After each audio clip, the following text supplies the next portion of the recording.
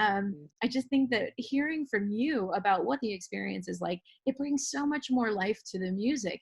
Ars Lyrica in particular has scheduled you with some very interesting repertoire. One of the pieces I wanted to talk with you about is what it was like to sing Samuel Felsted's Jonah.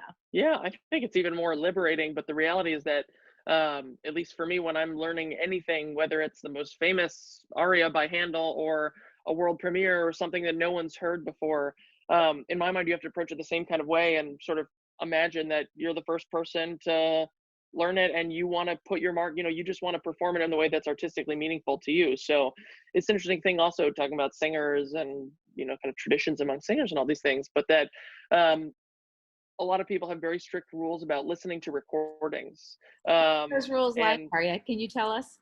yeah, Like, so a lot of don't, singers, right? I mean, will never listen to a recording of anything they're singing, um, at least until after they perform it or anything, because the reality is that that kind of artistic growth mindset, whatever, you are a sponge for all of your artistic influences and musical influences and all this stuff. And that's the reality of being an artist. And you don't want to accidentally do things that you heard that sound like you're just copying that other singer. You want to create your own interpretation. So I'm not someone who's like super strict that, oh gosh, if someone starts playing this role I'm singing in a year, I'm going to tell them to shut it up. I'm not like that. But I certainly don't listen to recordings to try and figure out my interpretation in any kind of way. Um, so yeah, so in that way, it's kind of all the same, if that makes sense. That I really just want to learn things as myself and sing them as myself with my previous influences and so on, but not trying to emulate a great performance that this or that person gave. The idea that you get to discover something new in something old is a dichotomy that we as musicians in the period performance industry don't frequently get to experience anymore. Yeah. Oh, it's very true. But in a way, we're always discovering new things in the old, and I think that's what audiences love, is that it's it's such an interesting thing to take works that were written hundreds of years ago for totally different audiences and contexts and societies and put our own imprint on them and make them fresh and alive, for an audience today. And there's often something even more meaningful about that for an audience than just something that's new. Even though something that's new is wonderful, but it's this whole sort of process of layering that I think just adds even more to a performance and to the experience of an audience. To shun his Maker's face, and distant Tarshish for the sacred place, with haste embarks when low the billows rise, tempestuous run, and threat to rush the skies. Loud thunders roll, rocky lightnings play, and strike the guilty prophet with dismay. Convinced he owns the folly of his flight, no longer seeks to shun his Maker's sight. Implores the crew to plunge him in the plain, as every effort else would prove but vain. Affrighted mariners round their guest, astonished to listen to his bold request. They hear and with reluctance grant, awaiting yawning, receives and bears him to his grave. Within a whimsy or mistrust confide, trembling, he sees not all, by him assigned.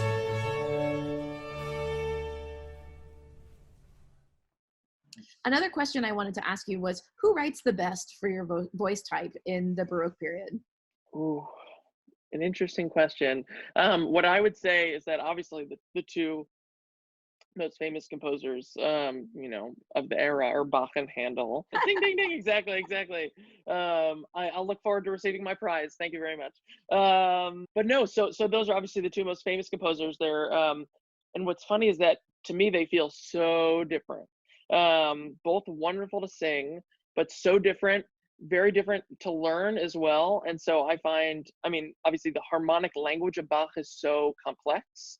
And part of it is just that he was such a German composer, and it's really, I mean, some of these Bach cantatas and Bach works I've gotten to sing, I mean, they really feel like predecessors to Strauss and all of these, I mean, great German composers, which it's just so crazy to think of finding root for that in the Baroque era, which we think of as being these kind of simple, elegant pieces. But Bach really isn't like that. So Bach takes me a much longer time to learn, but the payoff, and Bach often, singers will say, and it's really true, like Bach did not write for the voice. He wrote for the voice as an instrument.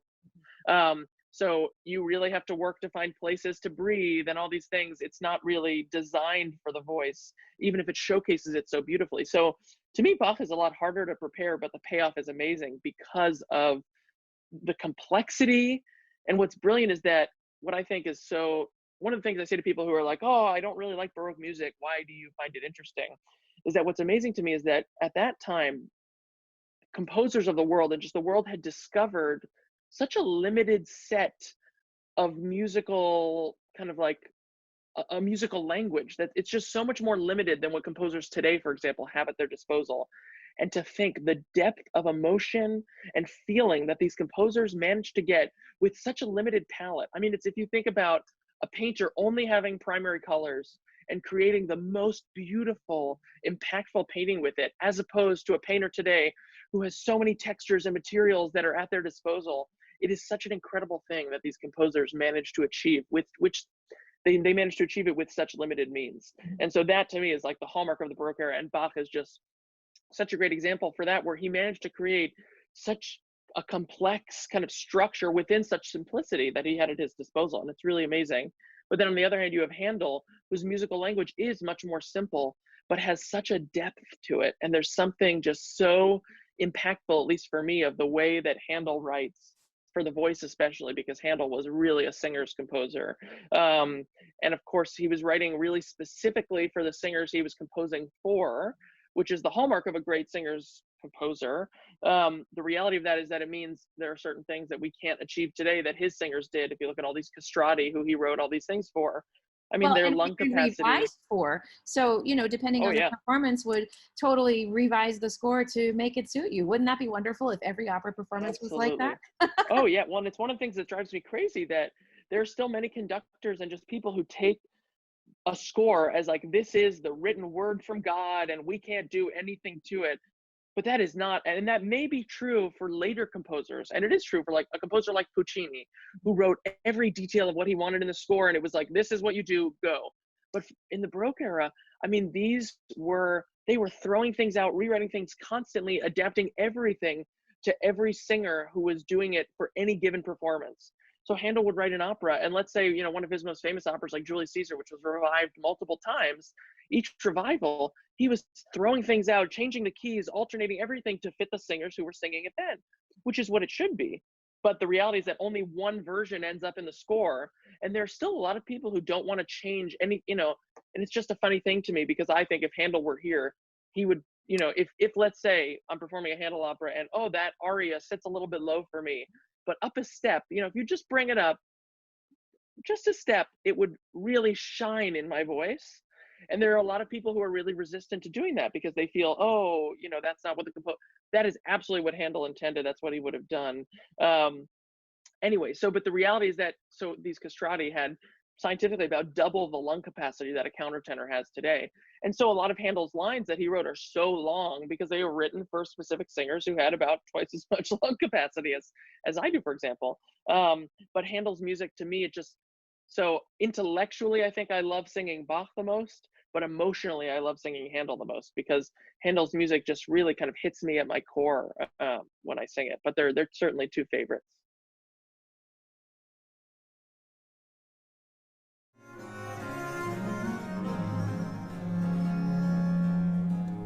Wie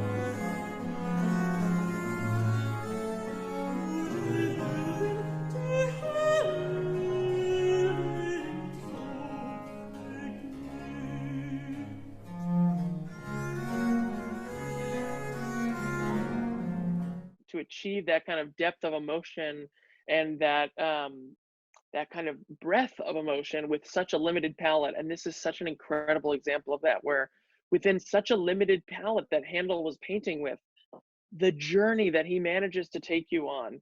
I mean, it's just extraordinary, where that recitative starts in this kind of just this journey from pathetic to outraged, and ultimately coming back to just being so heartbroken and pathetic. And I don't mean that in a negative way, but Ottone has been so reduced, and he's really just at a loss for how everyone around him has betrayed him. And that feeling, I mean, just the feeling that Handel puts in that music, I mean, it's just extraordinary. It's a joy to sing. This aria is something I've taken with me as one of my kind of audition arias and sung in competitions after, and all these things. And it's just, it's a joy to sing every time. I mean, it's an amazing journey to go on every time. And to me as an artist, that's my favorite thing, is going on that journey, getting to experience that journey and hopefully take others on it. But selfishly, more than really for anyone else, it's like what's gratifying about it is me going on that journey. You know, for me, that's what's gratifying, that I hope obviously an audience has a response, but that for me to dig into emotions and experiences in my own life that bring about the emotion of you know, a given moment in an opera or a concert work, that to me is what it's all about. That's why I love what I get to do for a living. And this aria is just a great example of that, where he's pulling on, you know, or I as the artist, I'm pulling on a lot of experiences in my life that aren't so positive, but that it's really gratifying to come out on the other side of, and to get to relive that is a really powerful thing.